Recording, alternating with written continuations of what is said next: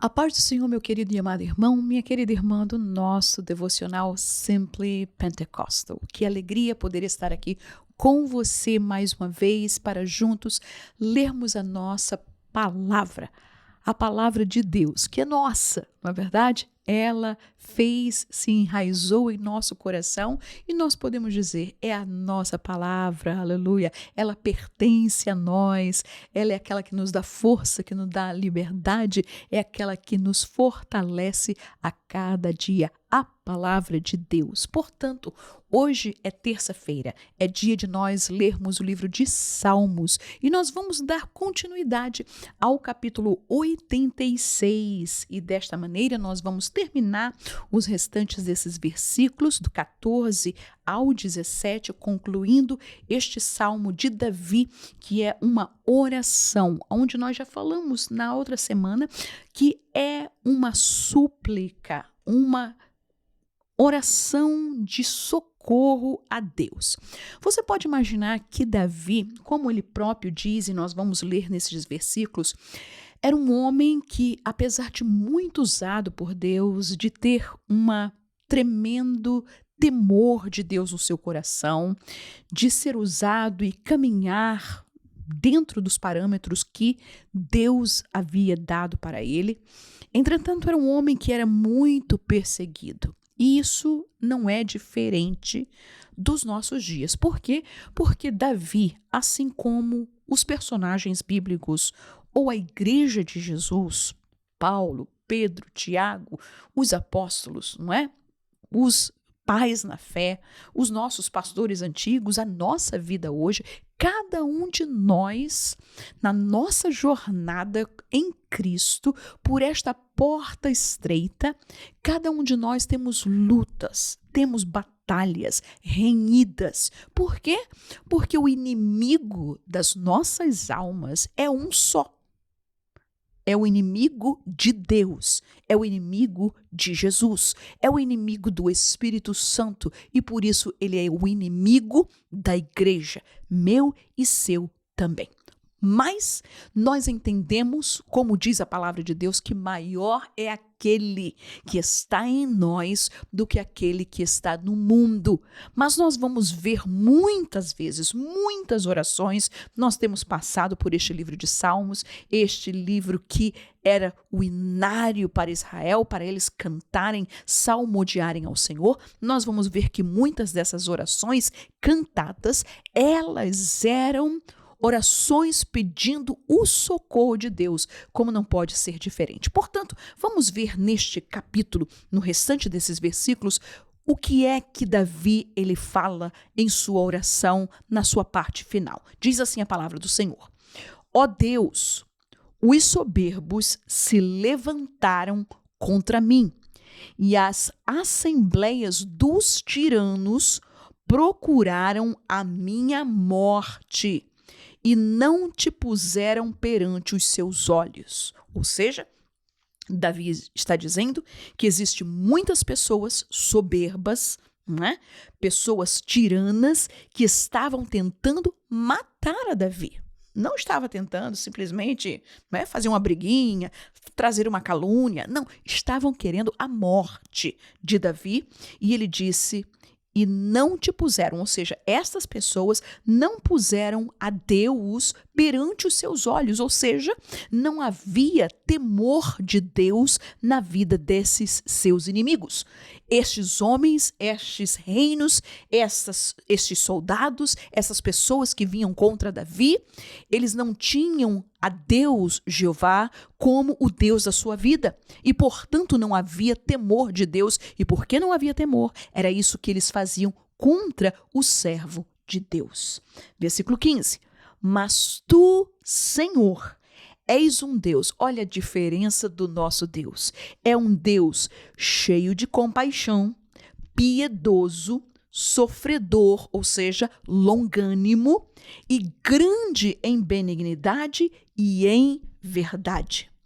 Volta-te para mim e tem misericórdia de mim. Ou seja, Davi está dizendo, Senhor, está acontecendo tudo isso, as pessoas estão me perseguindo, eu sei que tu és um Deus cheio de compaixão, piedoso, longânimo, grande em benignidade e em verdade, mas, Senhor, por favor, olha para mim, tem misericórdia de mim. E ele diz, dá a tua fortaleza ao teu servo e salva ao filho da tua serva. Oh, meus queridos, nós sabemos que muitas vezes nós podemos estar na posição de Davi e dizendo, Senhor, olha para mim. Senhor, tem misericórdia de mim. Senhor, dá a tua fortaleza. Isto é lindo, meus queridos. Por quê? Porque Davi poderia pedir a Deus fortaleza nele mesmo, poderia dizer, olha, levanta as minhas mãos, fortalece as minhas mãos para que eu possa vencer os meus inimigos. Mas ele está pedindo neste momento a fortaleza, a graça, a força que vem de Deus. Por quê? Porque a força de Deus, a fortaleza de Deus é o bastante, é o que nós precisamos no dia da nossa angústia, no dia que nós estivermos passando pelo vale da sombra da morte, no dia que nós estejamos enfrentando inimigos, no dia que nós estejamos enfrentando a provação, no dia que nós estejamos enfrentando uma tentação, um dia que o pecado possa bater a nossa porta, é nesse momento que nós alçamos os nossos olhos aos céus e nós dizemos ao Senhor, tem misericórdia de mim. Senhor, dá a tua fortaleza. E, meus queridos, a fortaleza que vem da parte de Deus é completamente diferente daquilo que possa ser trazido às nossas vidas por qualquer outra pessoa, ou por qualquer outra motivação, ou por qualquer outro artefato. Porque Deus, quando Ele fortalece a vida do crente, quando Deus ele entra em ação para fortalecer-nos, Ele não somente move com as coisas que estão do lado de fora. Deus ele começa do íntimo. Deus ele dá uma força, uma estrutura para o homem, para que ele possa vencer o que possa estar do lado de fora. E como pode vencer aquilo que nos está oprimindo, que nos está deixando tristes, aquilo que nos está deixando desesperançosos, ou aquilo que possa estar enfraquecendo a nossa vida. Deus ele vai ao cerne do nosso problema, da nossa fraqueza, do nosso mal-estar, da nossa angústia, da nossa tristeza, ou da nossa preocupação. Deus ele vai no mais íntimo, porque ele sabe quem é você. Deus sabe quem sou eu. E ele conhece, como diz a Bíblia Sagrada, ele conhece a nossa estrutura. E ele consegue dar fortaleza. Por isso a Bíblia diz, não é? O livro de Isaías nos diz que quando Deus ele nos dá forças, nós poderemos voar com asas como águias. Nós correremos e nós não nos cansaremos. Nós alcançaremos alturas. Por quê? Porque eu sou alguma coisa, ou porque eu conheço alguma coisa, ou porque eu tenho capacidade de alguma coisa. Não, meus queridos. Mas a fortaleza vem dele. Aleluia. E ele disse, dá a tua fortaleza ao teu servo e salva ao filho da tua serva. Mas ele conclui com este versículo muito lindo, dizendo o seguinte, mostra-me um sinal para bem, para que o vejam aqueles que me aborrecem e se confundam, quando tu, Senhor, me ajudares e consolares. Lembre-se que o salmista está pedindo ajuda ao Senhor, pedindo que Deus o ajude, pedindo que Deus o console, pedindo socorro de Deus sobre a sua vida. Nós já vimos os versículos anteriores ao que nós estamos lendo hoje. Mas no final de tudo isso, Davi ele disse, Senhor, mostra-me um sinal para bem, para que este sinal possa ser visto pelas pessoas que estão me perseguindo, que estão me aborrecendo, que estão fazendo a minha vida difícil, Senhor. Ou seja, em outras palavras, Senhor, exalta o teu nome sobre a minha vida, glorifica o teu nome na minha vida, mostra alguma coisa para que as pessoas possam ver que tu, Senhor, é aquele que está ao meu lado. Tu és, Senhor, aquele que me ajuda. Tu és, Senhor, aquele que me consola. Aleluia. Oh, meus queridos, não é pecado nenhum nós pedirmos um sinal a Deus.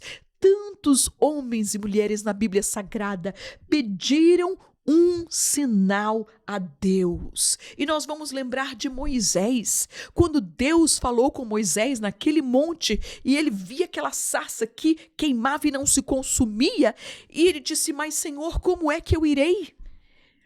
Se eu falar para Faraó, como é que ele vai crer na minha palavra? E ele pede um sinal a Deus. Ele disse: Moisés, o que é que tu tens na tua mão? A tua vara, joga ela no chão. E a vara se tornou em uma serpente. E ele tomou a serpente e se tornou uma vara. Ele disse: coloca a tua mão no teu peito. E a sua mão saiu leprosa. Ele disse: volta a colocar. E a mão voltou a ficar bem.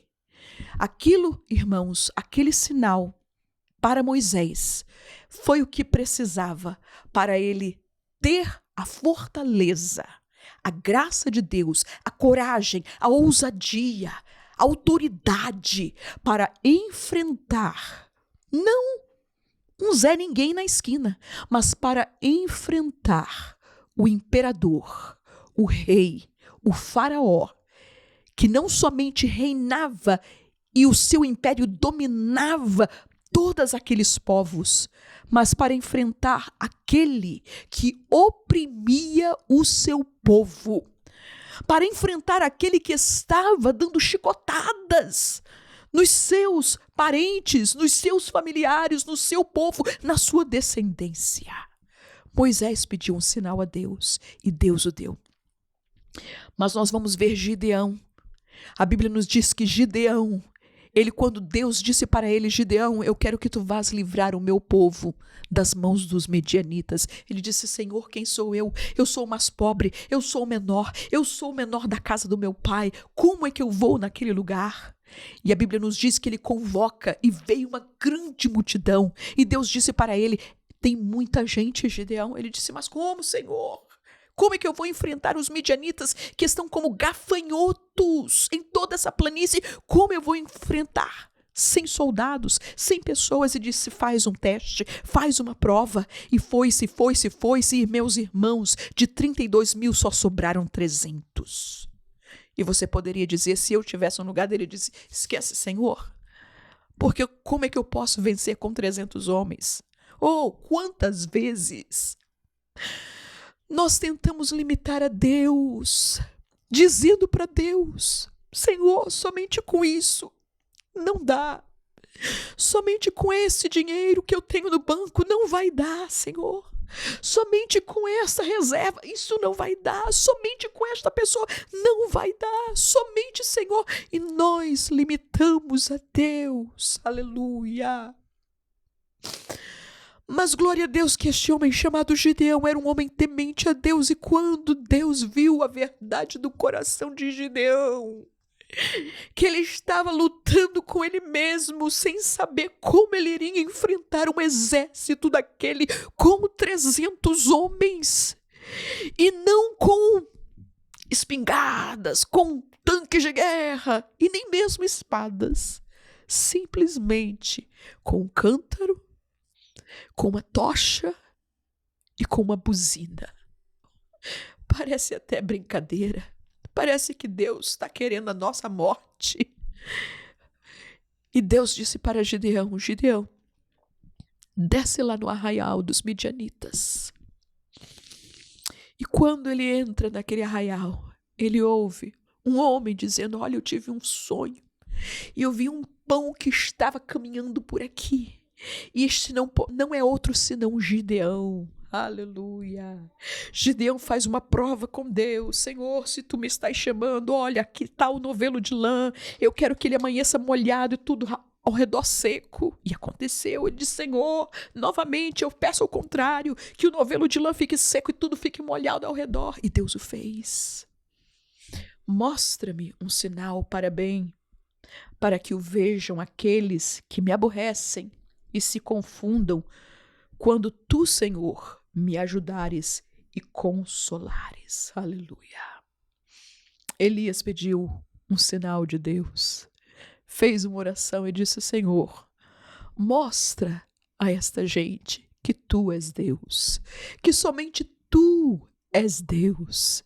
E quando ele ora, fogo do céu cai sobre aquele altar, queimando aquele holocausto. E o que foi que o povo disse? Só o Senhor é Deus. Qual é o sinal que você precisa pedir a Deus hoje? Qual é a sua impossibilidade? Qual é a dificuldade hoje? Qual é a sua limitação? O que é que você não pode fazer? Quantos inimigos estão ao seu redor? Estão tratando de tulhar, de quebrar, de destruir, e você está dizendo: Senhor, tem misericórdia de mim. Meus queridos, peça como Davi: mostra-me um sinal, Senhor, para bem, para que o vejam aqueles que me aborrecem e se confundam. Aleluia. Para quê? Para que eles vejam que tu, Senhor, és o meu ajudador. Tu, Senhor, é o meu consolador. Aleluia. Você hoje tem um ajudador. Você hoje tem um consolador. Aleluia. Não esqueça que Ele está na frente das suas batalhas. Ele está à frente dos seus problemas. Ele está à frente dos seus inimigos. Ele está à frente das confrontações que estão chegando e batendo à sua porta. Por quê? Porque somente Ele é o Deus cheio de compaixão, piedoso, sofredor ou longânimo, grande em benignidade, grande em verdade. Assim que confie nele completamente, aleluia, e você vai ver, peça o sinal a Deus, e você vai ver se cumprir, para que o nome do nosso Deus seja glorificado na tua vida, na tua família. Que o Senhor Jesus possa te abençoar poderosamente em nome de Jesus. Amém.